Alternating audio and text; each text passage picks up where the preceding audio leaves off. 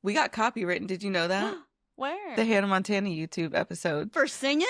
Yes. Shut up! It was like, it won't impact your visibility, but you can't monetize off of it now, which we wouldn't be able to monetize for a while, but... What did we sing on there? Ordinary Girl. Well, yeah. I guess I'll try to keep my singing to a minimum on this recording, but I can't promise that, girl! I mean, we have 5 recordings behind us. Not with these hits, not with these bangers coming through. Grab a hat and a mic. Follow me if you can.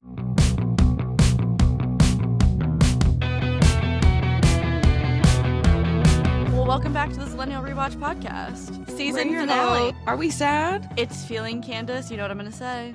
I do. Bittersweet. Period. Yeah. Yeah. I've had so much fun this season. And what's funny is at the time of the recording, the only episode that's out is our bonus episode. Oh, yeah. But like, I just know all the good stuff that we've talked about this season. Yeah. We've talked about, I mean, now it's out, Twilight, Holes, Glee. Hilary Duff. We did a person for the Hilary first time. Duff. Oh my gosh. What else? The Devil Wears Prada. Yeah. We have had some really, really, I just want to say like culturally relevant episodes, which is fun to feel like we're a part of something bigger than just us. Like everybody's talking about this, definitely. not just us. Yeah. And that's been really fun already with Hannah Montana being out. And I can't wait to see, like, not that we've had this conversation earlier this week, actually. We're not trying to make it big. Yeah. Or like just the concept of making it. Right. You know? But like you said, we're part of something that's much bigger than us now. And it's just fun to be in that conversation. It is. So happy y'all are here. Happy that, I mean, in reality, happy that we've made it to our last recording. Yeah. But it's sad. Yeah. It's sad. If you're listening right now, we're super grateful for you. Mm-hmm. We know it's primarily our friends and family, and thank you so much for listening. It means the world to us. And thank you to our, I'm going to say 13 subscribers because I subscribed myself to our YouTube. But again, just with the Hannah Montana episode alone. Yeah. Wow. Love y'all. Wow. Love y'all Thank you so much. I'll be interested to see how it's changed when this one actually comes out. Yeah. Maybe we'll have 14. Mm-hmm. Well, I have a question for you before we really dive in. So obviously today we are talking about the one, the only Camp Rock. That's actually not true. And I'm not going to sing because... we can't get copywritten again. But imagine we're singing, insert clip of us singing Camp Rock, the finale of the movie right now. Yes. We rock on. I feel like I could nail that choreo right here, right now.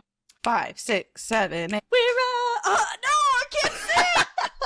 My question for you is, when you opened up this draft of our outline that I had written, what did you think? What was your reaction? One, I'm always impressed. I will say that. Aww. That's on a real note. I'm always impressed. The essence of this outline, it took me back to 2008. It's so cringy. Yeah. Yes, dude. It's cringy. I feel like, but good. When I think of like Disney nostalgia, I feel like the nostalgia that I have for High School Musical is different from the nostalgia that I have for Hannah Montana, for That's So Raven. Like old I was when a certain project came out.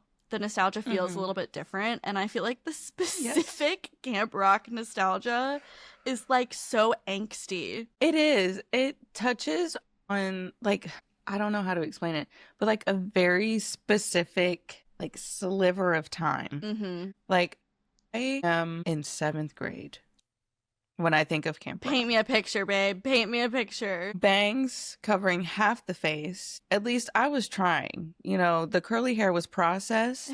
It was straight. It was burnt to a crisp. But the bangs were coming across the head. Yeah. Yeah. I was trying. I was trying to fit in. And this was back before like stretch denim was really like in the way that it is. The jeans were jeggings, skin tight, and they hurt to wear. Circulation no longer. If you weren't in the legs. Jumping to get into your skinny jeans, they weren't skinny enough.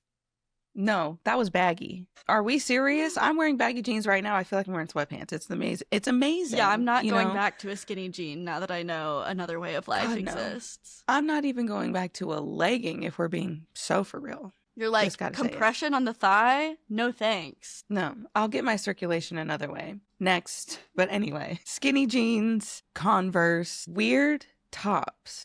God. You know what I mean? The baby doll with the shirt that goes past the crotch, but it's not a dress. It's still it's a long shirt. It's a long shirt, and you knew that you couldn't wear that as a dress because it's inappropriate. But you definitely stood in the mirror and posed as if it was a dress. Mm-hmm. We've all been there. Yeah.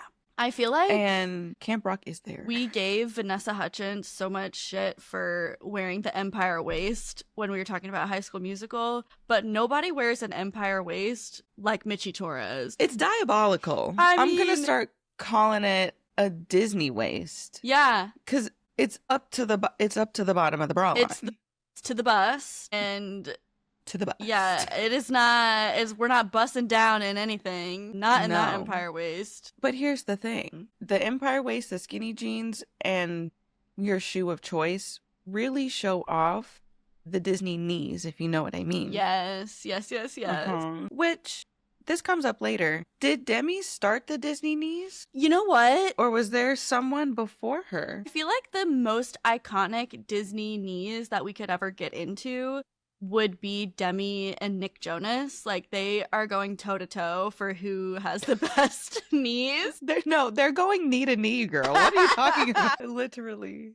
I think, like, what we have to talk about is, like, the context of that. And, again, we can get into the more specifics later, but, like, technically Hannah Montana was already out. And she was a fictional pop star who was doing fictional performances and then ultimately ended up doing real performances in real life. And something tells me she probably hit a Disney knee once or twice. I mean, I think at this time, I feel like punk rock or like alternative pop music was, at least for our generation, on the come up. Yep. Like, we were getting into music that wasn't just for kids. We were kind of expanding our music world. Yeah. And that was a big thing at this time, is the hipster culture and the I don't want to be like everybody else, so no one is listening to pop on purpose. I'm not like other girls. I'm not like other girls. But yet here we are, you know, who dancing says to the pop hits. I can't wear my Converse with my dress. Baby, that's just me. And if you don't know, that's a problem. Anyway, that was the time. It was the hipster pop punk culture. Yeah. And so I'm sure a lot of them, you know, were moving real jerky. And all the kids are wanting to do the same. You know what I'm talking about. It's the Panic at the Disco move. Yeah. I was going to say, if you're, like, listening to this and not watching on YouTube, you got to see. You're really missing out. You got to see Candace's moves over here. Can I just say, I'm skipping so far ahead while you're doing that move. The finale of this movie, Here I Am, sung by Peggy. Love that song. That song eats, but... Don't you mean Margaret? I feel like she was shaking a little too much for what a slow song that was. I'm like, that's a ballad. Why are you bouncing around, babe? It's the fake guitar playing. Again, we'll get to it, and I'm going to leave it at that, because it's down bad horrendous. All right, anyway, let me try to circle back. I asked Candace about the outline because the thesis that we want to kind of dive into today is that we feel that for Zillennials, Brock was our last chopper out of Nam. Because, sorry, that phrase is so dumb. It sent me when I saw it. I was like, is she for real? I'm like, well, yeah. Yeah. It was our final moment of pure, unpolished tweenhood before the Instagram aesthetic really took over. Because if you think about it now, kids these days, tweens, they just straight up skip their awkward phase. Which pisses me off. Right. We had a big, bad, awkward phase. Big, bad, down to the bone, big, back, awkward phase. Okay? And I feel like it took me a while to grow out of mine, low-key. Okay, actually, philosophical brain going on right now. Was it an awkward phase that we all just collectively had together? Or because the lack of social media at that time were we all just trying to fit in where we could? So everything was a little mismatched and a little not so cohesive. That's So it really made it okay for us to, as you have in here, dance at, slumber parties without like the fear of it being put on TikTok or online. right. Yeah. Yeah, I think it's a really interesting conversation because at the age that we were at around this time, 2008, we'll say, because that's when Camp Rock came out, we still had the like normal teenage fear or like tween fear of being perceived. But I think there's a difference between being perceived in your local community junior high school and being perceived on a global scale. If, somebody posts a video of you and you like the whole world could see it, Like Yeah. I think I think we still had that that fear of being perceived, that fear of like, doing something weird or whatever, but like it just truly was on such a smaller scale. Yeah, Like, totally. Wow. I'm just like thinking about so much right now because even at this time, cyberbullying was a thing. Right. But again, we were just like right in that sliver of time where we hadn't spent so much time online as the people that were a couple years younger than us. Right. So I don't know. Also, like, a lot to think about. Technology and internet access wasn't something that everybody had. Like True. Now, if you go into a middle school, every single one of those kids has a smartphone, has social media apps on their smartphone. Like a lot of our phones didn't have internet back then. So you had to be in front of a computer to cyberbully somebody, which either meant, you had to kick your brother off the shared family computer to get on MySpace, or you had to be in the library at school. Like, they're just, like, even though, yes, it still was a thing, it was an emerging thing, it was just on such a smaller scale. And so small. Yeah. I think, like, us having this conversation at the same time that we're talking about Camp Rock, like, the rock music, the teen angst, like, we were able to feel those natural feelings that tweens go through. And they're like, we didn't have to worry about whether or not somebody thought we were lame for it. Right. Because at the end of the day, we're all weird. We're all weird and no one cares. Yeah. So, before Happy we Easter. Get into the actual movie, last thing I'll talk about is just the concept of cringe, because we're going to talk about a lot of cringe stuff. We are. What? Okay. Actually, what? I'm looking up the definition of cringe. And the first one, yuck. The first one is like the verb cringe. To bend one's head and body in fear or in a servile manner. That's a big word. So it's like shy away a little bit, you know? But then there's the similar one. To have an inward feeling of acute embarrassment or awkwardness. Yeah. So secondhand embarrassment is essentially cringe. Yep. I want to know when this word, or more so like the feeling of cringe, came about. Yeah. Because obviously verb cringe has always been around. That's a universal movement. But the feeling of it is so different. And if you ask me. Well, here's the thing is like, I do think that the social media of it all has made cringe just something that our generation faces that perhaps earlier generations didn't have to as often. Like, for my mom and her college friends, the only photos they have of them in college are like printed photos in photo albums. You know what I'm saying? And so if nobody's like pulling out that big scrapbook from back in the day, they don't have to face what they used to look like. They don't have to face what they used to wear, what they used to do. But for us, we have all these like Snapchat memories. What were you doing 8 years ago today? Facebook memories. What were you doing 10 years ago today? And like, we are just forced to look back on our lives. You just unlocked something for me. You remember Time Hop? Oh yeah. And I love the idea that like people say like if something that you did in the past makes you cringe now, that's good. That means that you have grown. Amazing. That you have changed. Like, woo! Everything Thank I did God. is cringy. Can confirm. That helps me cope with my cringe, because I think what I did yesterday is cringy. True. I think some things, I'm not going to add this, but I'm just thinking about like decoration styles. Oh my God. From when I even like moved into this place. What was I thinking? Yeah. But yeah. Yeah. I can happily say that many moments in my life were cringeworthy, and I'm glad Yeah. that I have evolved into a little weird human being. Yeah. You know? I think Happy about it. recognizing cringe is like that. It's that uncomfortable recognition of the gap between who you used to be and who you are now. And you're like, ooh, that makes me uncomfy. Like, I don't like that. And I just wanted to start this episode by mentioning that because we are going to be talking about cringe this episode. Okay, less than 30 minutes in, and we're already talking about the characters. Look at us. Growth. Or do you want to talk about like how Demi and the Joe Bros got into this movie? Yeah, let's get into it. Okay, so here's the tea.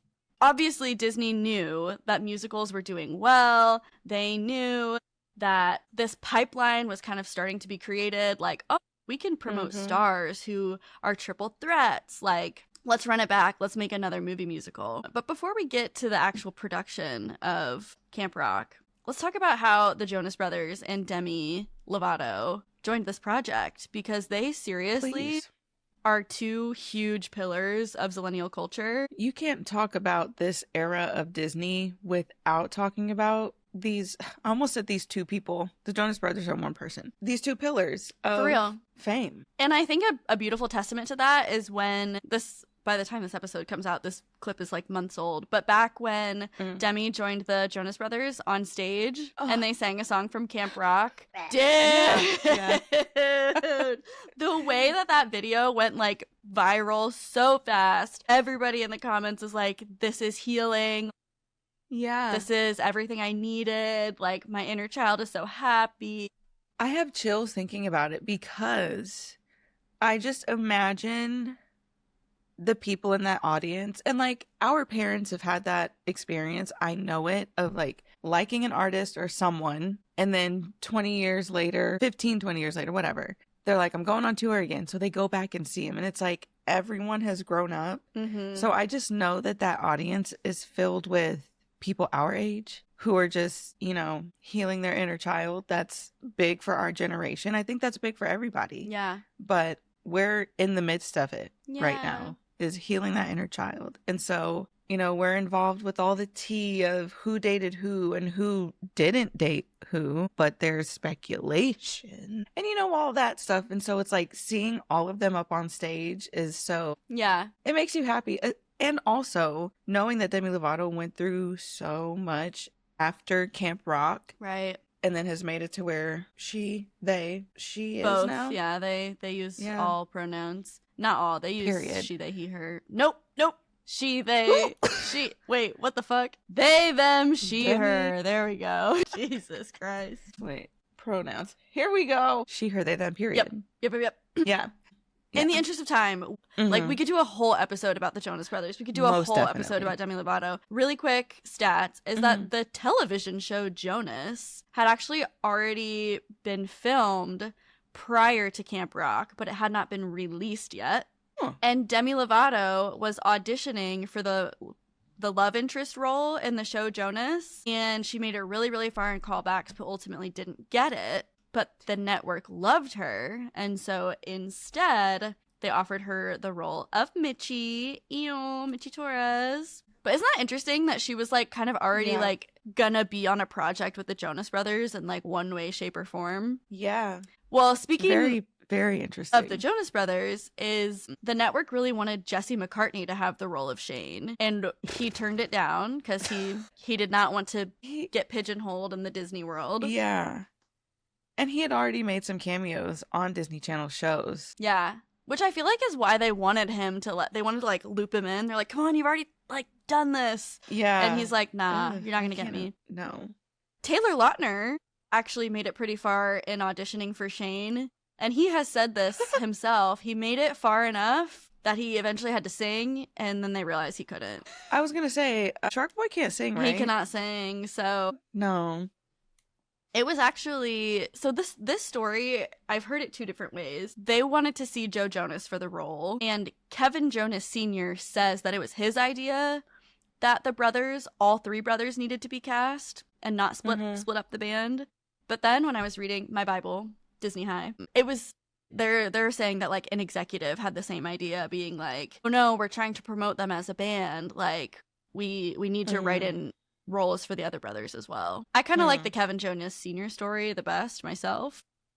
Yeah. I like the idea of a dad advocating for his sons. Put them all in. Please. No.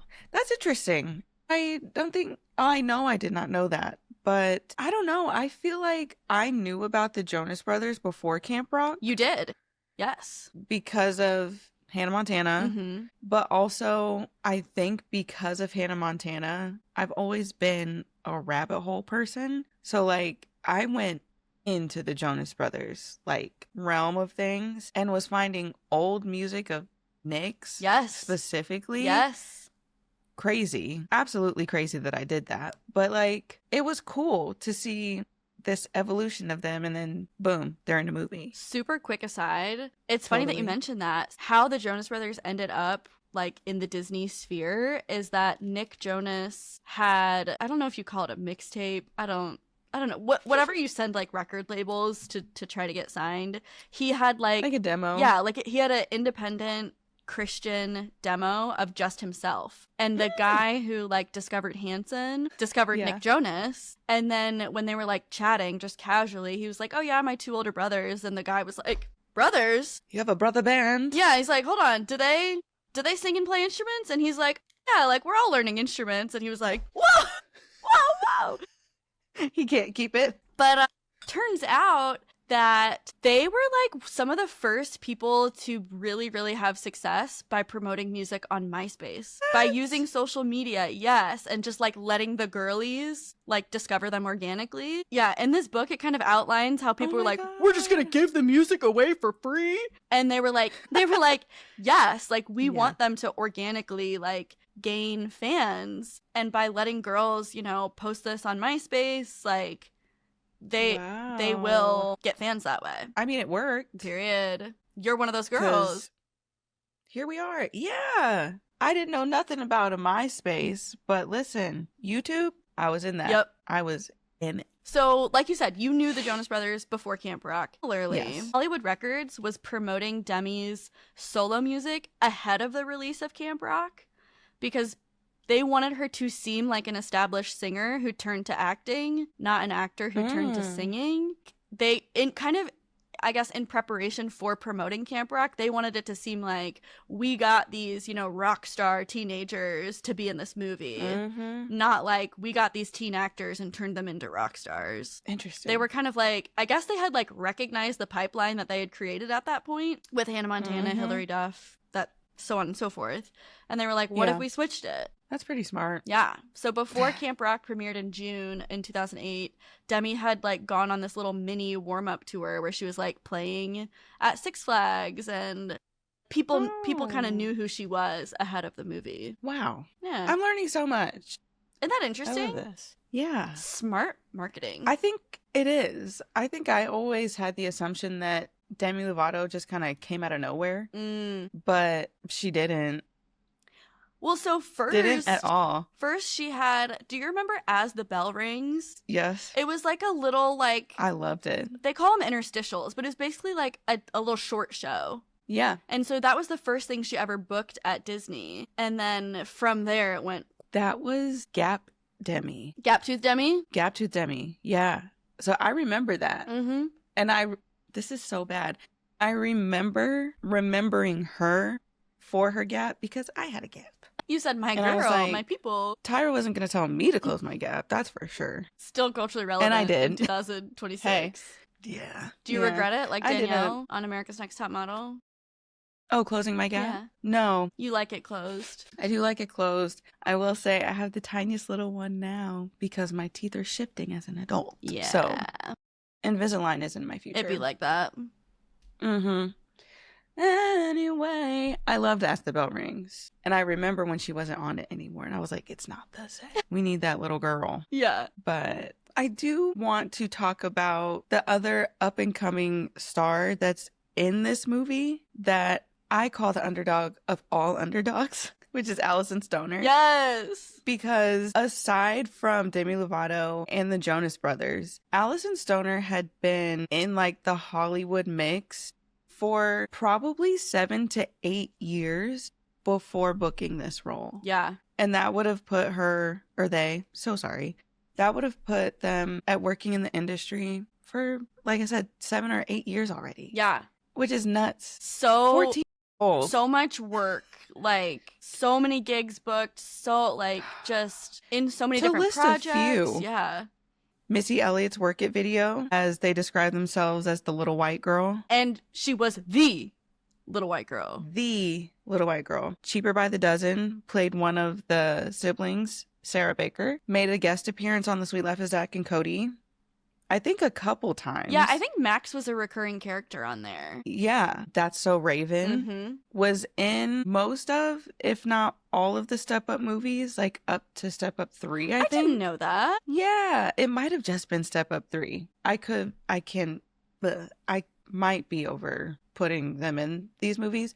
But then there was Mike's Super Short Show, which was very similar to As the Bell Rings. Mike's Super Short Show. Loved it. Loved it. And if you grew up just watching TV or movies, you saw Allison Stoner everywhere. Recognize the face, recognize the name. Listen, everywhere. And if you read their book, which I highly encourage listening to the audiobook because they narrate it and the emotion is just like embedded in the words. But they explain how they were going through like the pilot seasons and trying to book a show just to have job security. Right. But was always getting these like little parts, the best friend, the quirky little girl, like the sidekick, the underdog of sorts. And the tea is Disney came to Allison Stoner after all of the work that they had done and was like, we have a movie for you.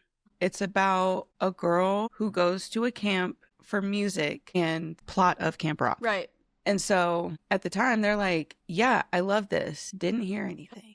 And then all of a sudden, agent is like, have an audition for you.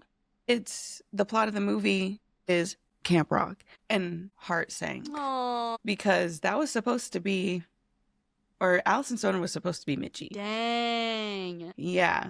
And so it was a whole thing. Obviously, Allison Stoner ends up playing Caitlin, Mitchie's like sidekick, friend, voice of reason at this camp. I'm not even going to say best friend because the way that they end up being friends, it's kind of crazy. Yeah. But yeah, that's tea. That is tea. Dang. Again, I would encourage reading the book. Semi-well-adjusted. Can I shout out my favorite Allison Stoner content? Please. You know the Love on the Brain Millennium Dance Complex video? Oh, girl, hold on. I'll send it to you. You can watch it later. Love on the Brain Millennium Complex? Please hold. Or Millennial Complex. Millennium Millennium Dance Complex in LA. They have a red room, and so I know you know these dance videos. Most definitely. Probably. It's 9 years old. It has 26 on YouTube. Anyway, now my like screen is gonna crash because I'm pulling it up. But Allison Stoner just randomly is in it.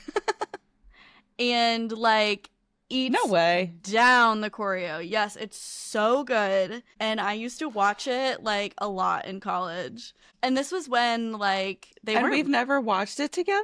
And girl, I'm sure we have. You may just not remember this specific late night video. Listen, we had a lot of this sounds promiscuous. We had a lot of late nights together. We watched a lot of videos. But I mean, as you know, we would watch like endless YouTube videos in college. But it's like Allison Stoner hadn't been like in any projects of late. And so to be like, hold up, we're like watching the video. We're like, is that Disney legend Allison Stoner?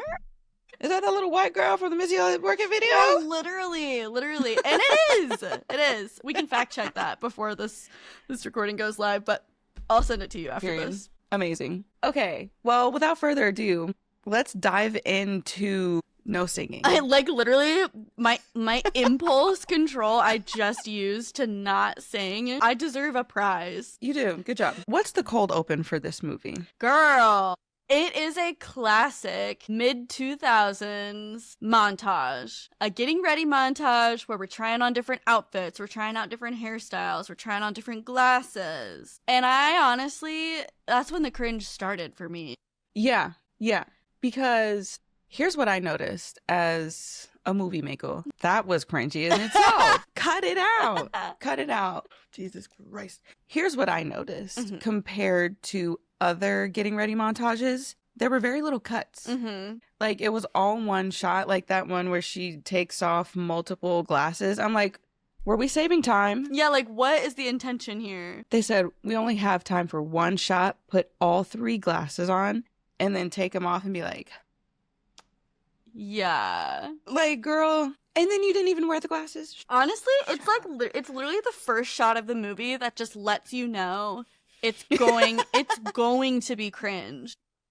She wakes up and her arm falls into her CD player that is popped out of the laptop, might I add you. Ooh, and I almost sang. Okay, so I will say this probably 1,000 times in this episode. I love Demi Lovato. I'm a huge fan of hers. I actually think that she and Joe Jonas have lovely chemistry in this movie. I think I do too. there's really like nice, sincere acting moments from her in this film. Waking up in the morning is not one of them, okay? Because why in the hell does she toss the covers off, get out of bed, and look at her room like this? Like she's never been in it. Like, looking at the ceiling, like, I'm like, girl, who told you to do that? And what director was like, we're keeping that? It's like she's never seen a wall before. It's like is what it was giving. Yeah, I noticed that, and I almost wrote it down in my trusty notebook, but I was like, no, that's dumb. It's not dumb. But it is dumb. It sets the tone from the jump that this movie is about to be cringy. Yeah, it's like this is her first day on Earth, but the only thing that she knows about is her family, where she goes to school, and Camp Rock. So real. And let's say something else. Let's say something else about this opening montage. Speak your truth, girlfriend. If Disney is hiring a Latina mom, it's gonna be the one and only Latina mom from Wizards of Waverly Place. That's Disney's Latina mom, okay? Yeah. I can't think of her name right now. That's bad. I can't either. I'll pull it up. This feels like a disgrace. Okay. Okay. Let me reference the Bible really quick. Yeah, while you're checking that, it was just a really interesting opening montage because also, this is outside of As the Bell Rings. This is our first look into Demi's first feature film. So it's like, breakout role. We're seeing what she's bringing. Yep. As tweens, we're like, all right, girl, let's see what you got. What? Maria Canals Barrera. Period. Love you, Maria. Love you, Maria. Love you, mommy. Mrs. Russo. Okay, but what's interesting also about that opening montage is that it's a song that Michi Torres. Okay. Here's what I have to say. Camp Rock is it's a non-musical musical. In musicals, yes, singing occurs to advance the plot. And the singing is about the plot. It's characters' inner monologues, it's conversations, like, that's the definition of musical. This is kind of like in this, I was gonna say like in the style of a jukebox musical, but it actually isn't. What's a jukebox musical? It's when you take an album that already exists and make a musical or surrounding it. Oh, I want to do that so bad. Dude, that's like a big goal in my life. There's really good ones. Alanis Morissette's jukebox musical is so good. I know there's a Green Day one. Yes, exactly. Anyway, it's not that either. Like, it's just kind of... No. It's a movie that has music in it. I beg to differ. Okay, keep going. I do think that Camp Rock is 100% a musical. Okay. But it like comes with a twist because, as you said, musicals... Let me backtrack. Music in musicals advances the plot. It kind of takes you through either a period of time or something that can't just be said in a couple lines.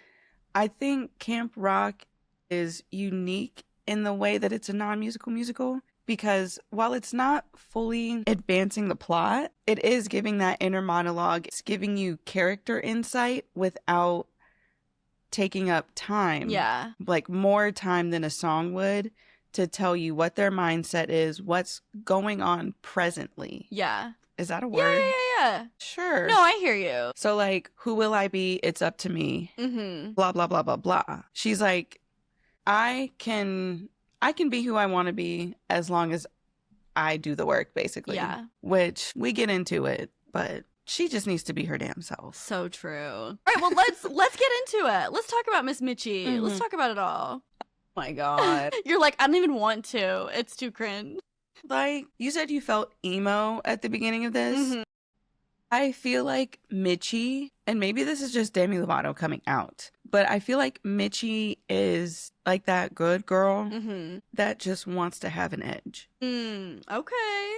So like the over dramatics of I can't go to Camp Rock, and she's sulking about it all day. Like, girl, it's the last day of school. Yeah. I don't care if you can go to Camp Rock or not. This is the last day of school. I'm celebrating. Turn that frown upside down. Come on now. But yeah, it's just like, girl, gotta grow up. You're 15. Yeah. Stakes are so low. Actually, you've got time to become rich and famous. Yeah. That's just me.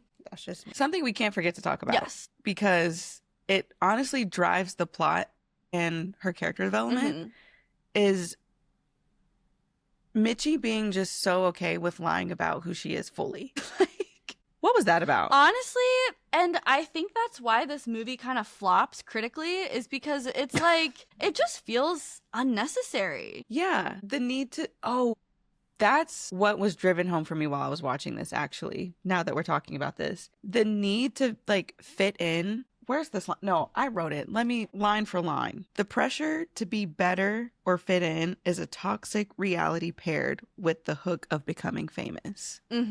Because at this time, Disney had caught on to the fact that teen girls want to be famous. Yeah. You see it with Hannah Montana, and now you're getting it with Camp Rock, this girl who came out of nowhere and is making music with a big celebrity. Right.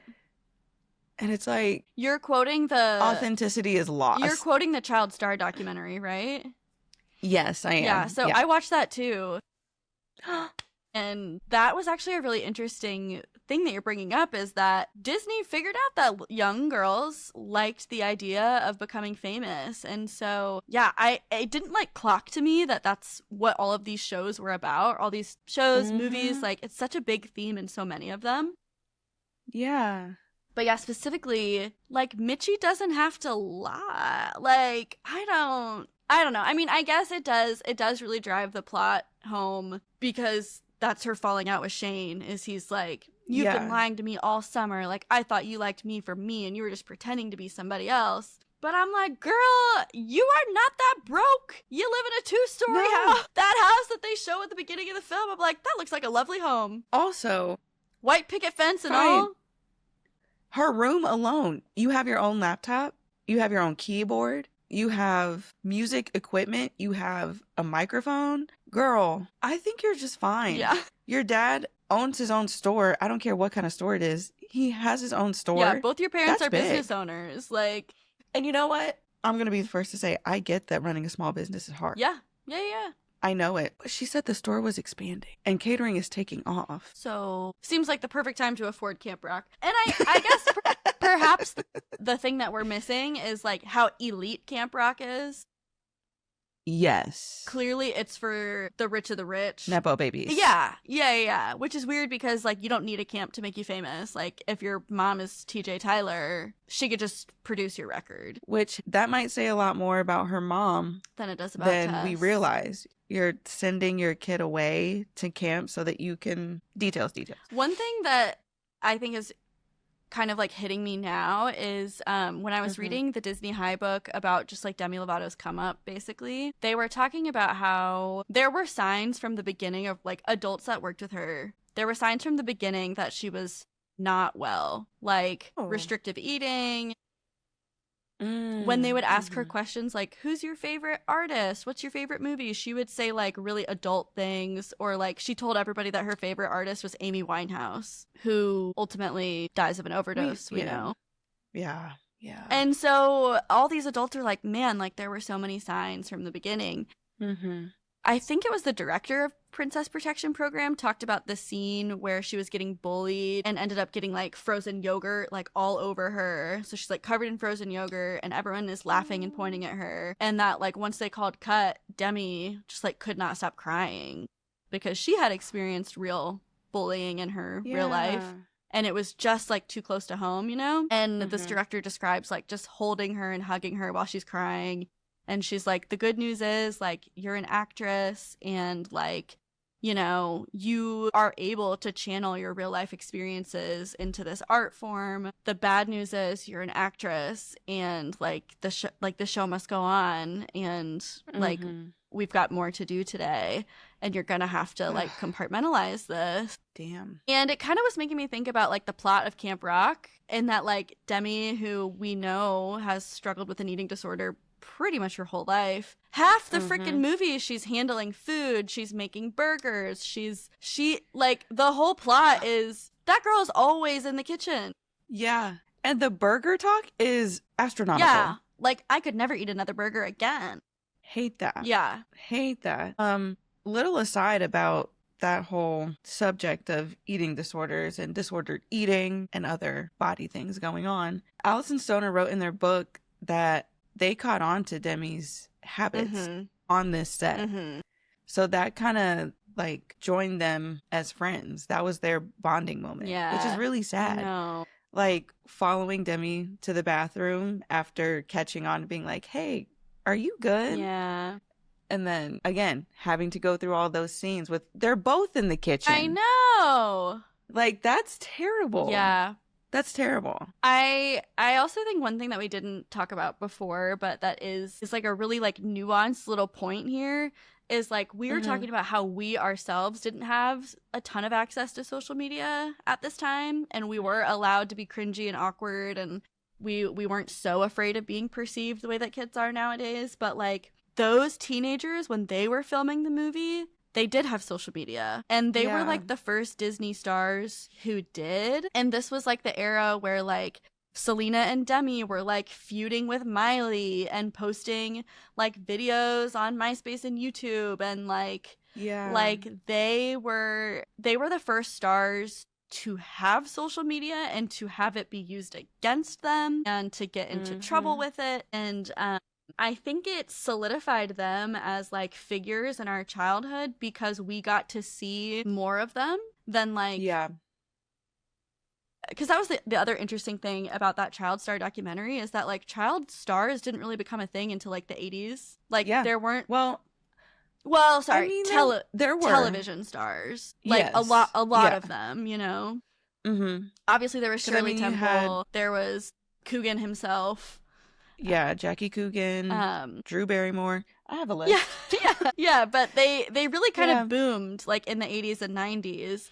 And so if you think about it that way, like we are the first generation to not only grow up with our child stars, but have a less restricted access to them compared to, you know, you could only read about Shirley Temple in the newspaper. If your local newspaper happened to cover it, or if you had access to like a bigger like nationwide newspaper, right? Yes. Like we could go onto MySpace and see Demi Lovato and Selena Gomez posting selfies and then go to a different page and see Miley and Mandy making fun of them, you know? And like that was really new for our generation. And so even though we weren't super active on social media of posting, well, I mean, some people were, but I don't know. It just kind of like when we talk about like these pillars of our childhood and like why we feel so much nostalgia and why it is so bittersweet to go back and talk about Demi Lovato's struggles and this and that is because like we feel connected to these stars in a way that I think other generations maybe didn't. You couldn't have said it better. My last thing. If we round it out back to the plot at the end and how we're saying like Mitchie felt like she needed to lie about everything. My last qualm. You mean to tell me that hearing one song is going to fix everything? Oh, with Shane? Yes, I rest my case. Also, that trope, it's like the Cinderella story. Like all the girls lining up to be like, listen to me sing, Shane. Like that trope is like so overdone in movies. Yeah. But it also is like, it always falls back on like, that guy must be an idiot. Like, Yeah. Like, to not recognize her in the kitchen with the powder on her face. She still looks the same under there. Her hair's the same color, same length. I guess she has a hat on. Guys are just clueless, I guess. Yeah, like, oh, you didn't know it was her this whole time. The girl that you're flirting with and taking out in the canoe, you never thought to ask, like, do you sing? Did I hear you playing the piano the other day? You got any original songs, babe? There are just so many inconsistencies that I'm like, what do you mean? Because getting into the hall where she was playing, and then he sneaks in there, she'd still be in there. Yeah. Let's just think about that for a Or second. she would hear him say, hello, who's in here? Right. She just skedaddled out of there real There's quick? no Sure. doors or windows. It's open air. I can see, hear, and probably smell everybody that's around there. Like, hello. And then when he's singing essentially her song back to her, because that's all he does is he takes the melody and puts his own words to it. If I'm hearing my song sing back to me, I'm clocking. Yeah, you're like, how do you know my song? Mitchie, open your ears, girl. But no, it had to be sang at the end of Final Jam in order to strike a nerve. You know, the end of Final Jam. At the end. Speaking of inconsistencies, and blowing your budget on cinematography, the lighting in Too Cool for You was all over the place. When that scene first started, I was like, oh, damn, like, I'm really impressed that they got this, like, right at sunset. Like, this looks good. Yes. And then it kept going, and I was like, this does not look good. It's dark. Some of it's dark, some of it's bright. The audience is one color, the stage is another color. You can just tell that they had that light way up there. Anyway, we digress.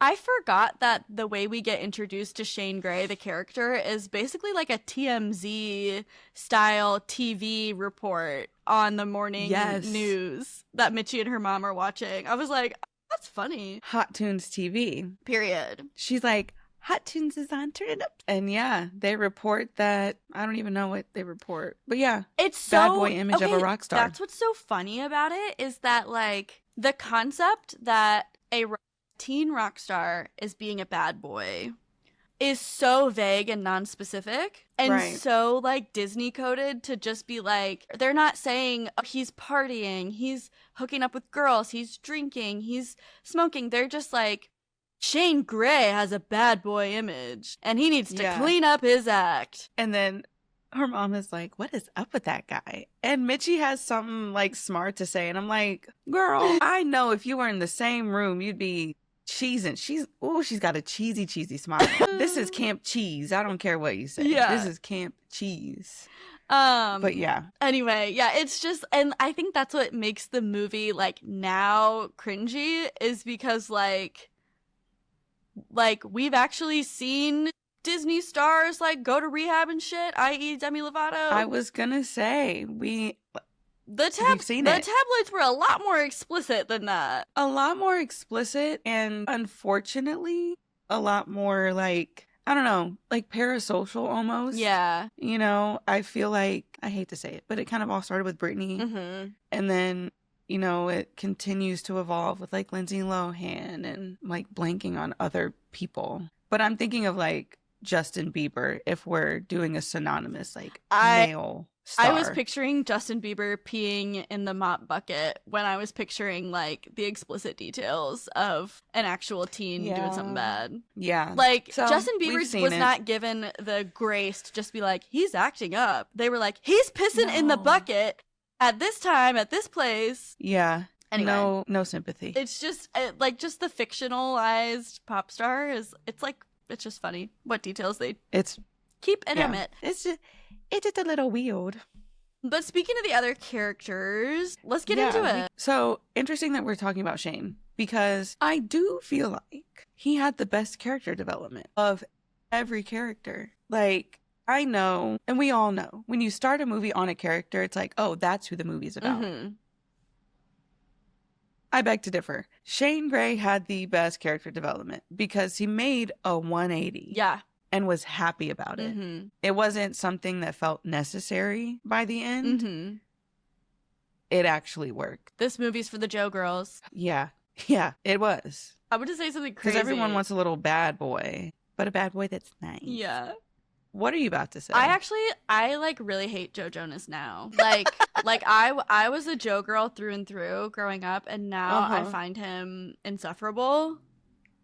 Say more. Well, I just like it has everything to do with his divorce with Sophie Turner. Like, divorced dad Joe Jonas is not hot to me. I forgot that he's a whole papa. Yeah, he has 2 daughters, and my specific beef is that obviously I don't know these people, they're celebrities, but just from what I have read, we're parasocial. yes, right now. exactly, is that Sophie Turner felt very strongly about her children not being in the public eye. And I believe a big demise of their marriage was like she wanted them to spend more time in the UK with her, and he was like, no, they're gonna come on tour with me. Anyway, as soon as they get divorced, Joe does this whole PR stunt and takes the girls out, and there's like paparazzi pictures of their children like getting ice cream with their dad or whatever, and it's like, no. That was your wife's like one thing that she didn't want them to be. Like, prior to those photos, there were not a single photo of his kids on the internet. And I'm like, that's just I think that's bad form. That's irresponsible. I don't like it, and I'm not a Joe girl anymore. I've never really been a Joe girl, but I've got eyes, and I understand why the girlies were going crazy when they were on tour. But here's the thing. If any of the Jonas Brothers were going to be that way, it was going to be him. Yeah. Well, that's what I was going to say, to bring it back to Camp Rock, is like, it actually was kind of nice to watch this again and be like, oh, this is why I was a Joe girl. He's that guy. He's so charming. He's so sweet at the end of this movie. Yeah. He dances really badly. That's my man. I was gonna say, does he not know how to dance? Like, you get the people who can vibe. They can step, touch, they've got rhythm. But there's a difference between having rhythm and being able to dance.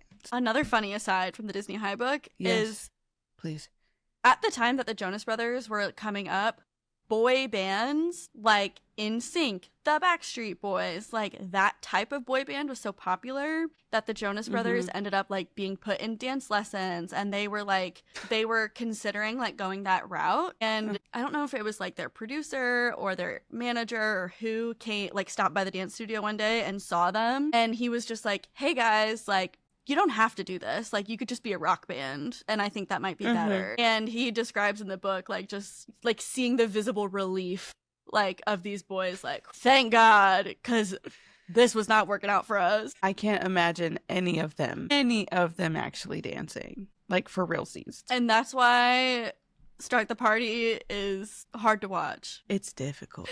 Follow along if you can. Brother, can you do it? Anyway. Learn an A count and get back to me. To the other brothers. Nate and Jason. Now, one, I do like that they're not brothers. Yeah. In the film. I don't think they needed to be in it. You feel like you can tell that they were written in. Yeah. Most definitely. Yeah. Like the little limo scene, we could have done that with like an agent or a manager. And then the phone call where they're out by the pool and he's like, where's my birdhouse? Again, manager or agent. Yeah. Also, birdhouse, irrelevant. Hello? That's where we're losing the plot. Yeah. Now, controversial question. Why was Kevin Jonas giving Fab in this movie? No, actually. Did you catch on to it, or is it just me? No, I felt that way as well. Okay. And I did go back and like reread the Jonas Brothers chapter from the Disney High book. And one thing that they spoke about during like when they were talking about Jonas the TV show is that because the boys had like musical success outside of their scripted stuff, the boys were treated very differently than other kid actors, meaning like their egos were in the writer's room. Like people would say like, oh no, like you can't make that joke about Nick, like, you know, because they were kind of playing themselves, you know? Yeah. And they wanted to like, I don't know. It was basically like, because they had so much success in music, when these writers were coming together to write for them, it was like, we have to take into account that that like the public already knows them. And we can't like, you know, be making fun of Nick this way. We can't stray too far away from who they actually are. And so I feel like because these parts got written for them, Like, I think you can see Mm-hmm. Nick in Nate's lines. Like, he's kind of the Most responsible definitely. one. He's kind of the one, like, with a good head on his shoulders who's, like, thinking about the band. And I Mm-hmm. feel like they just did not know how to write for Kevin, so they gave him these, like, dumb birdhouse lines. Birdhouse aside, they just made him also look dumb. Yeah. So that was my qualm. Yeah. Truly, with that writing. Shall we keep moving Mhm. on? Moving along. So Caitlin, played by Allison Stoner. I'm just gonna come right out with the question. Mm-hmm. Do you think she was mad at Mitchie at first for wanting to be Tessa's friend because she was previously friends with her? Or do you think she was genuinely trying to look out for her the whole time and was just kind of mean about it? Yeah, that whole dynamic is a little funky because it's like the impression. I thought they were closer Yeah. before the whole like figuring out that she worked in the kitchen. Yeah, no. It's like Mitchie immediately joins the clique with Tess. It's like she Yeah. had one conversation with Caitlyn and then boom, she's in the clique. And so it's like, it just makes like Caitlin's motives seem unclear. It's exactly what you're saying. You're like, 100%. what is going on here? Like, is she a nice Yeah. girl? Like, is she like, because I believe that Disney wants us to think like, oh, like Caitlyn is so nice. Like, she was looking out for Mitchie the whole time. Like, she had been burned by Tess in the past and she was looking out for the new girl. But like Mhm. the way that she was looking out for the new girl was not that nice. And No. also like why would she look out for the new girl who she had one conversation with? Literally one conversation. And then from then on was like, Your Highness awaits. Like she was kind of a bully. She was bullying her for trying to make a friend. Yeah. A friend that she had a falling out with. Yeah. Supposedly. It was just weird. I mean, It I just am felt a little glad- half-baked. yes. Yeah. I am glad that they have their like moment where they're like, okay, we're friends now. But to get there was just odd. Yeah. But I can't talk about Caitlyn without talking about the most iconic part of the movie. She's really good. And the music is like beep boop beep beep beep. Yeah. Supposedly that wasn't the music that was playing on set that day. Yeah. Well, I think there And- was nothing playing on set the whole goddamn time because everybody in every musical scene in the audience is not clapping. If you watch in the background, this is how their claps look. Like they're not actually bringing their hands together.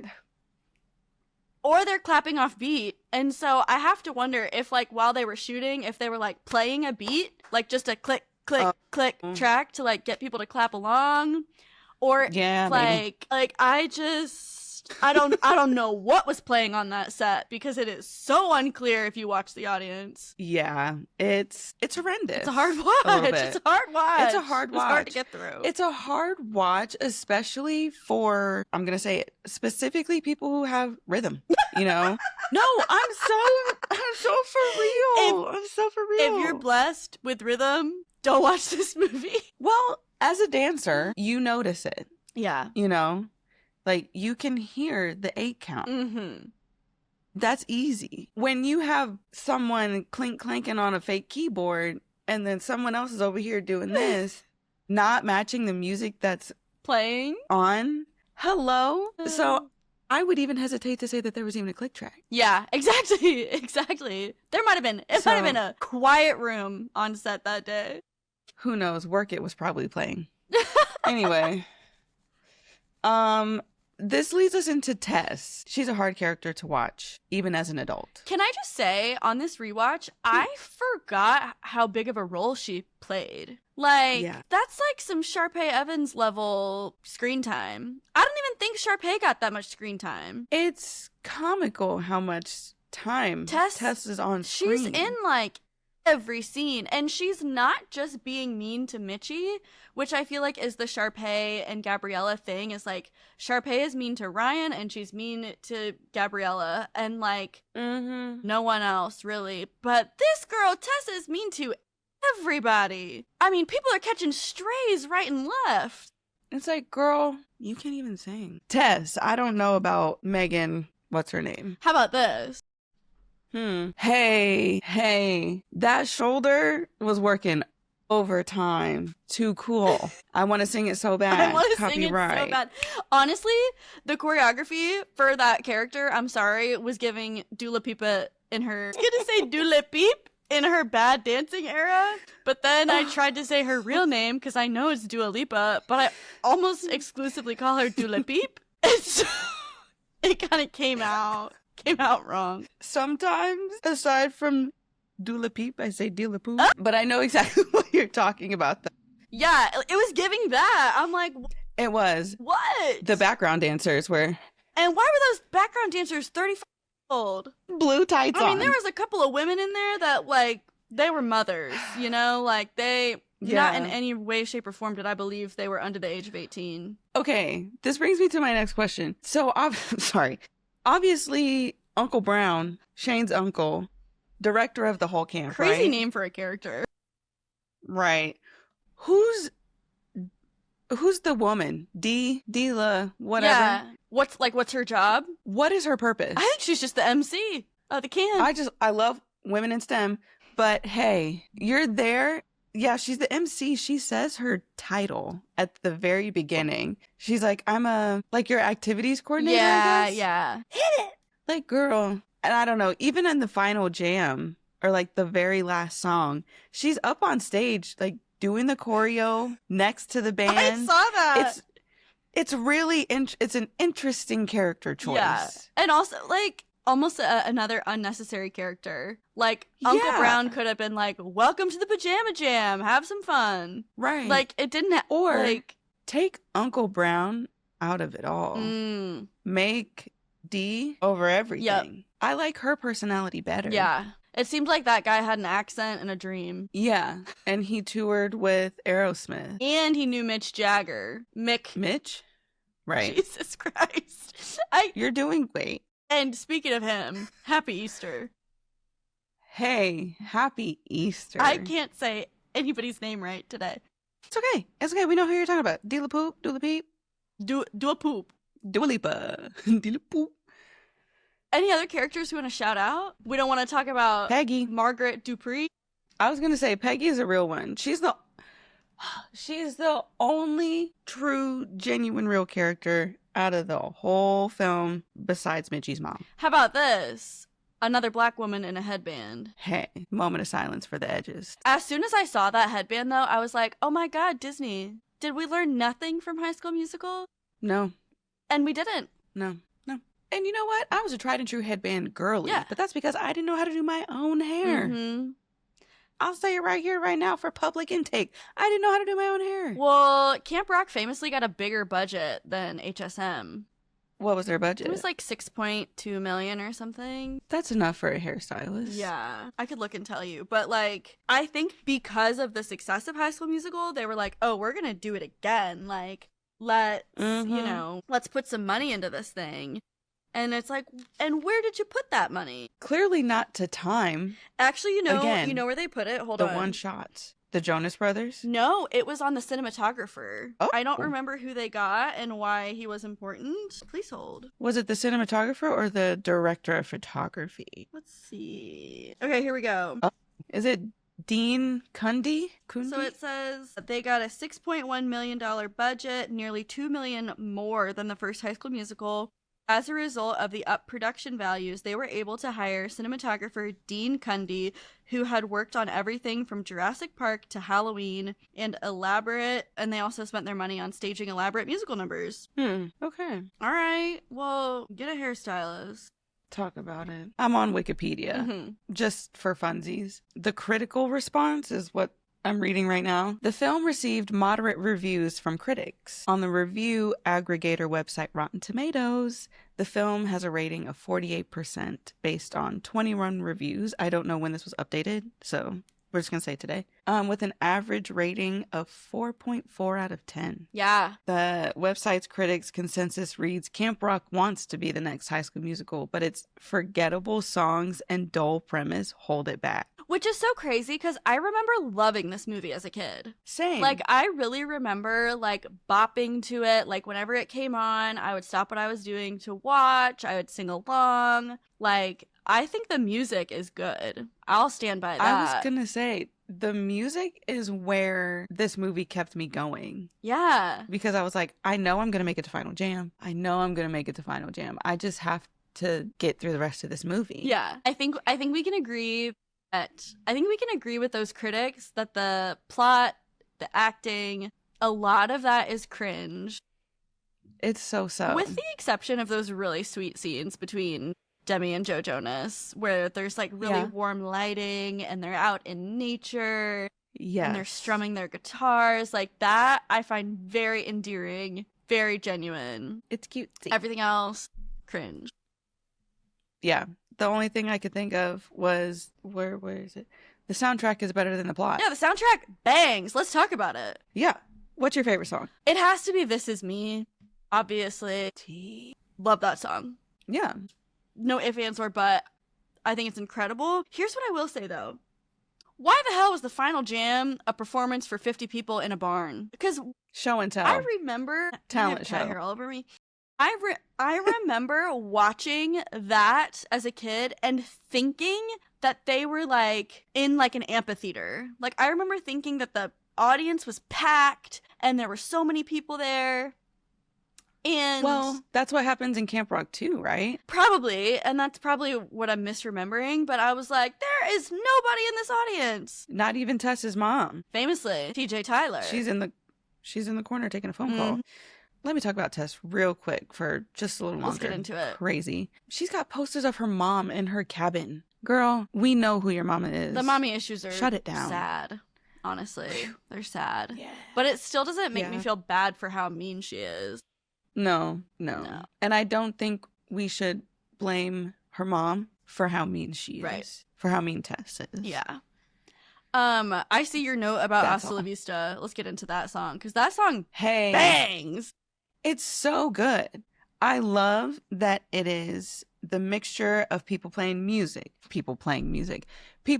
instruments, people singing, people dancing. Like, Hasta La Vista is what Camp Rock should have been. Yeah. You know, coming together of artists and talented people creating a musical number. But no, we want to be solo and have groups, which, you know, is all good and fine. But I think, I don't know, that's a true testament of camp, if you ask me. Yeah. As someone who's never actually been to camp, but I've done summer dance programs where at the end, you end up with a show. Mm-hmm. And it's just fun. Yeah. It's fun. And I feel like everyone else just kind of lost sight of them. Yeah, I feel like when I hear these songs, I'm taken back to my, like, 7th grade jazz class going across the floor. We weren't doing those insane start the party combos that Shane had the kids doing. I can't even catch my chapstick. Flipping the microphone. I guess I can't keep up. And, yeah. But, like, if you put on Hasta La Vista and ask me to do some kickball changes, I'm on the dance floor.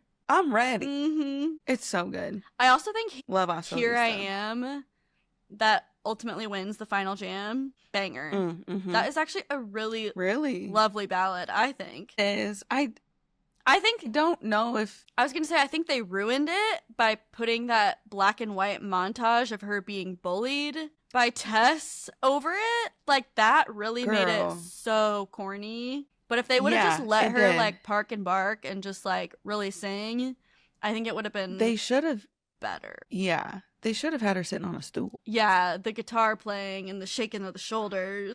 I was convinced that she knew how to play the guitar down when I first saw that movie. Girl, she's holding the neck of it, not moving. She does move that fretting hand a little bit. I want to see the fingers. She's just moving her hand up and down. That's crazy. We can't be faking it till we make it anymore. Mm-mm. If you know how to play the guitar, I'm sure that bugs the hell out of you. Yeah, I don't know how to play the guitar. The shaking the shoulders was bothering me. I do think that's a good song. I don't love who sings it. I don't think that's the right voice for that song. That makes sense. So therefore, it's not my fave. What about, maybe I'm wrong, correct me if I'm wrong, but the song that the Jonas Brothers sing, Play My Music. Play My Music. Yeah, that song. Mm-hmm. It's not a bad song. It's very much on par with the songs that they were releasing at that time. But for some reason, when that came on during the middle of the movie, I like wanted to get on my phone and scroll. I was like, this scene is too long. Like, we could have gotten a 1-minute clip of this. Like, it's such a long song. Yeah. For no reason. And again, not advancing the plot. Like it's just a surprise, like to the campers that the boys are there. Right. And like, you know, showing that the boys really like this new sound that Shane has, but like we could have I was gonna say in 45 Go ahead, seconds we go could have ahead. gotten that. Yes, a little blurb of it. Yeah. But going back to our non-musical, this is the mental state that Shane is in as a songwriter. He just wants for to the play band. his music. He just wants to play his music the way that he's always wanted to play it. Yeah. You know? So. You're right. You win. It is a musical. No. Which I think. Can you imagine this on stage, though? No. No. It would almost be campy. Yeah. Well, I mean, You know? I can imagine it on stage, but not in the same way. Oh my God. Are you on the middle school production of High School Musical side of TikTok? Where there's a Troy Bolton and a Gabriela Montez that eat down. They're like in 7th grade and they're so talented. And everyone in the comments is like, I know their director's a millennial. Period. Because like who else would choose to do that show? Anyway. Right. That show translates really well to the stage. Interesting. This movie, I don't think would translate well. No. What else have we not talked about? We've hit the most iconic moments. She's really good. She's really good. Grab a mic and a hat. Follow if you can. I'm like, what other lines have come from this? Because at the end of the day, before we like fully wrap up, I still need to show you that picture. Yes. Which I was going to show you during like the awkward phase moment. Yeah. But since it is bittersweet, I'll show you now and we can get into the conversation of just like why the girl in this photo was freaking out. Okay. On the inside. Okay. Do you have your phone? Let me grab it. I threw it. So before we wrap up as to why Camp Rock means so much to this generation, kind of going back to the awkward phase of life, I feel like this picture really meshes like just that bittersweet nostalgic feeling of sorts. So to preface, I went to Los Angeles for the first time in I think 2013. No need to say why I was there. It was for a school trip. Details. The whole trip we were like, what if we see someone? What if we see someone? And we were all like, no, we're not going to see anybody. Because we were too busy. We were doing school stuff. Yeah. And so at the airport, we had staged, we're teenagers, by the way, that one of our friends was going to act famous. And then all of us were going to be like, oh my God, is that so-and-so? Blah, blah, blah, blah, blah. So much so that someone in the airport did say, do you need help? Like, do you need us to grab you someone? She was like, no, it's okay. And we were like... Oh, so y'all were putting on a performance. We were performing down. We were acting like little fangirls of this random girl that was our age. So we get to our gate, we settle down, and then one of our friends hops up and starts booking it. And we're like, girl, where are you going? And she ran into someone. I don't think I even asked for the picture. No, I did. I was just like, can I take a picture with you? And they were like, yeah, sure. So I took a picture. Oh my gosh. Okay, first of all, your braces, your sunglasses on the head, like it's so cute and so endearing. Second of all, headband. Why is he smizing? He is smizing for the camera. For real. He's a flying domestic just out at LAX. That's crazy. Right? For those who are listening and cannot see, yes, please describe this photo. It is a picture of me, as Ali described, with braces, sunglasses on the head, looking, gosh, I don't even know how old I was. 14, 15? Yeah. Something like that. I don't know. With Rashawn Fagan, one of the dancers. Truly, those guys, I feel like, saved that film. Yes. And I think that's why Hasta La Vista is so good. Yeah, yes. Like, I don't know, they were game players from the beginning. They were just there to have fun and share their art. Yeah. And so, this was like the first quote-unquote celebrity that I ever met. Yeah. From a movie that I loved at the time. Aww. You know? And so, I don't know. It was just cool to still be in my awkward phase. Yeah. And then meet someone from still the awkward phase, if that makes any sense. Yeah. You know, meeting a childhood star while still being a child was really cool. Yeah. Oh, you know? That's so sweet. And that's what He I'm was really saying. nice. This movie was the last chopper out of Nam for our generation. Like, we were in our awkward phase in this movie that is Mm-hmm. so quintessential awkward. The skinny Yeah. jeans, the crazy fashion, the god awful horrendous dance moves of Joe Jonas.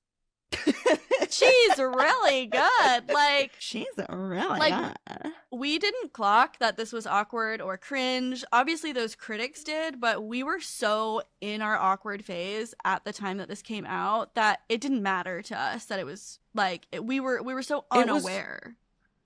It was cool. It was cool, yeah.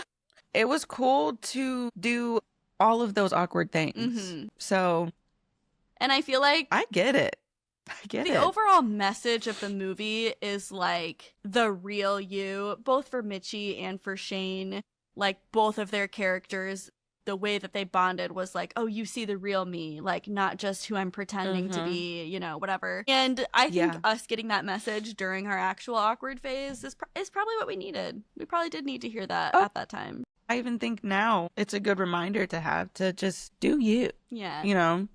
At the end of the day, not that nothing matters, but like we are one of so many people on this speck of a well-rounded ecosystem. Just live your life. Yeah.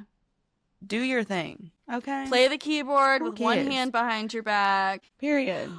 That's all you gotta Wear do. the funky outfit with the chunky belt. And you know what? Actually, let me just take 1 minute to shout out the worst look in the whole movie. What in the hell were those pajama jam outfits? Those were not pajamas. The shorts with the army green velour tracksuit top with Ugg boots. What in the hell? And then Tess came out in like a paisley knee-length velour green dress, a top green velour sweatpants, I think. something. I mean, She looked too young to be wearing what she was wearing. everybody in that scene looked insane. Yeah. Anyway, Can't confirm. okay, so all this to say, I think we've done a really good job this episode of holding both. Like, as adults, this movie is so cringe. Like, Candace and I were texting each other throughout, and we were like, this is hard to watch. Like, it is hard to get through. Like I said, I wanted to pull out my phone and start scrolling instead. The first 30 minutes are treacherous. Yeah.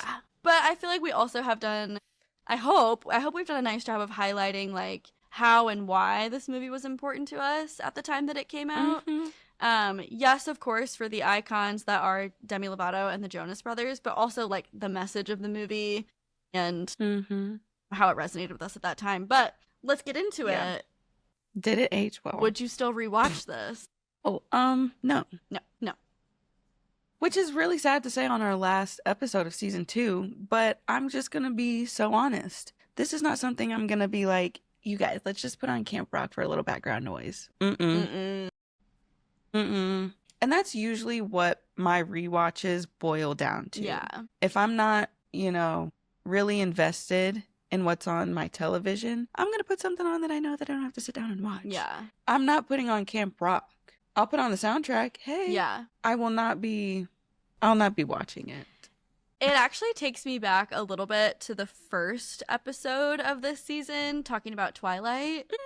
Like, if I was gonna watch this, it would honestly be a hate watch. It would be, like, at a girls' night and, like, drinking wine and being like, oh my god, he looks so stupid in those skinny jeans. Like, I can't believe they left these dance moves in the movie. Like, This is a drinking game movie? Yeah. Or a gardening game movie? Yes. Golly, that would be crazy. But I'm not, like, as you said, I'm not watching this to enjoy it. No. I will be adding This Is Me to the next Bachelorette trip playlist that I go on. Yeah. But I'm not.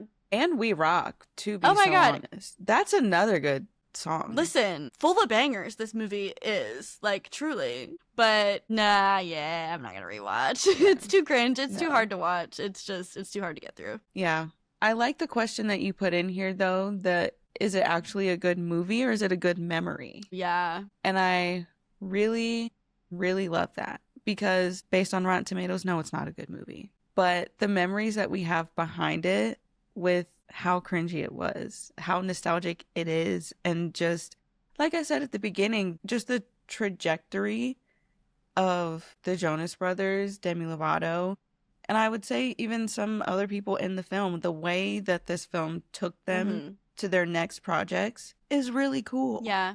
Not to mention the countless memes that have come from this movie too. Yeah. Like, it's just so good. And I think that is why they're able to do a reboot. Like, they're able, like, obviously we're talking about this in 2026 because this project is very much happening. Like, the Jonas Brothers, Demi Lovato, they are working on it's not a sequel. What is it? A reboot? A remake? I don't know. I didn't realize that was happening. Girl, what? Candace! Yes! The Jonas Brothers, first of all, I think they've teased that they might make a cameo appearance, but them and Demi Lovato are executive producing another generation of Camp Rock. Yeah, it's like in production right now. I knew that. I thought that's why we were talking about it this season. Because it's culturally relevant. The woman was too stunned to speak. Wait, this is so crazy. Haven't you seen that interview with Keke Palmer and Demi Lovato? And Keke is asking her about, like, making this movie.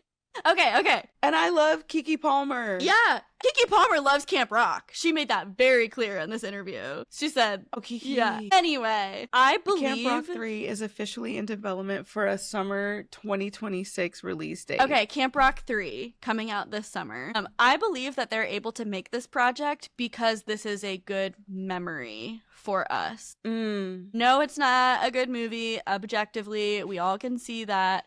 But it has remained culturally relevant because it's a really positive memory for all of us millennials who were in our awkward phase during the time that this came out. We did buy Demi Lovato's CDs. We did buy Joe Jonas's CDs. We were wearing the Converse with the dress, okay?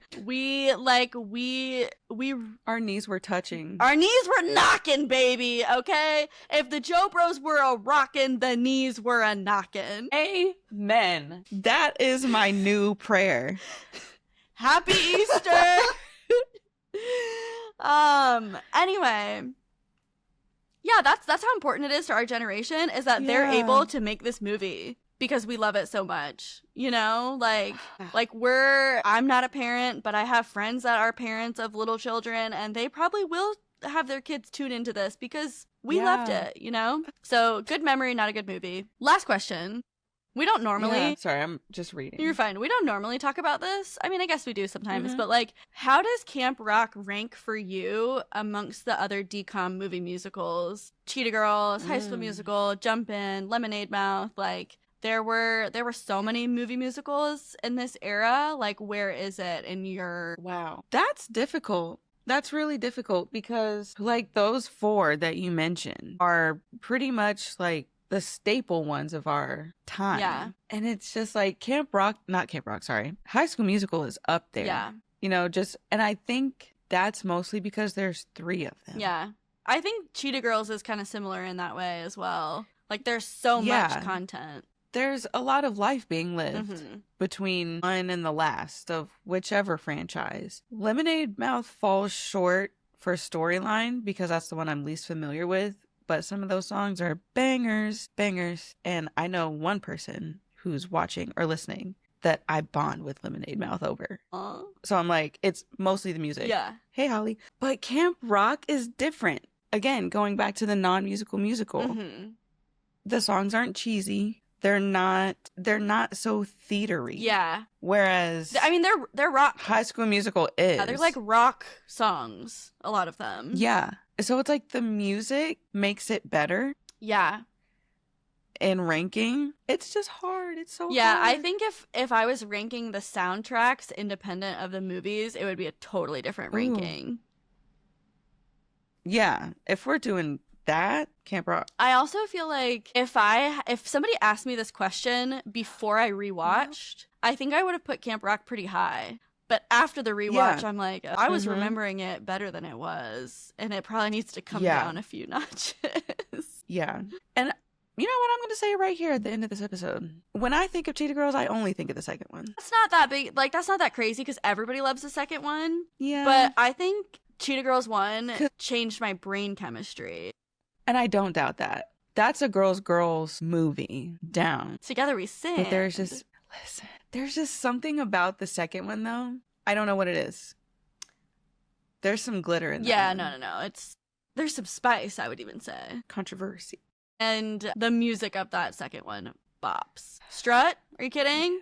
Are you kidding? Play that at any millennial girl's wedding, which did just happen to me recently. It was amazing. Dance floor Packed. We're talking about Camp Rock here. Yeah, sorry. And hey, let's bring it back. Let's bring it back. Yeah.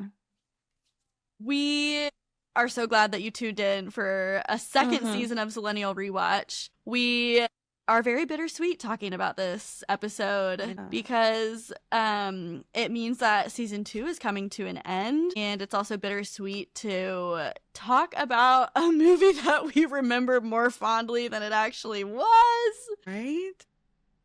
But we're so glad that you have come on this journey with us. And we get to look forward to the things that are coming from this season, be it a Hannah Montana 20th anniversary special, The Devil Wears Prada 2, which is out now by the time this episode comes out. And we have Camp Rock 3 to look forward to. Hell yeah. I feel like I might be witnessing our season 3 bonus episode. Who's to Just say? a little chat about the Camp Rock, maybe. Candace is like, now that I know we'll there's see. going to be a third Camp Rock, holy shit. I know, I'm excited. But girl, that means we have to get through watching the second one. Does it? Or we could just skip it? I've never seen it. I'm really digging myself into a hole. Honestly, the end of I this don't really episode. remember it very well because I think we were aging out at that time. We were aging out, and the only thing we remember from it is the memes. Yep. Camp Rock. That's it. We get copywritten for that. Can you imagine? All right. Anyway, Let's wrap this up. hasta la vista. Hasta- yeah. We'll see you in season 3. How about that? Bye. Bye.